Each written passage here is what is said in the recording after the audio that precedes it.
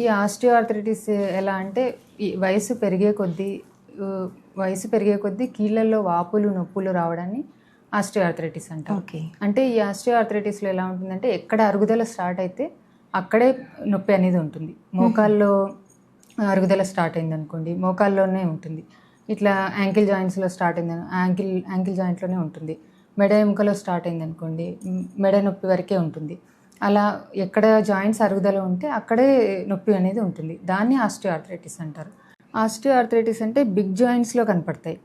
అంటే నీ జాయింట్స్ కానీ, హిప్ జాయింట్స్ కానీ, యాంకిల్ జాయింట్స్ కానీ ఇలాంటి వాటిలో కనపడతాయి. అంటే వాపు రావడం, నొప్పి రావడం, వాళ్ళు మెట్లు ఎక్కడానికి ఇబ్బంది పడతారు, ఇట్లా కాల్ ఫోల్డ్ చేసుకోవడానికి కూడా వాళ్ళు ఇబ్బంది పడతారు. వాపు ఉంటుంది, నొప్పి ఉంటుంది, స్టిఫ్గా అయిపోతుంటుంది. మార్నింగ్ లేవగానే వాళ్ళు నడవడానికి కూడా ఇబ్బంది పడతారు. ఇలాంటివి ఆస్టియోఆర్థరైటిస్లో కనపడతాయి.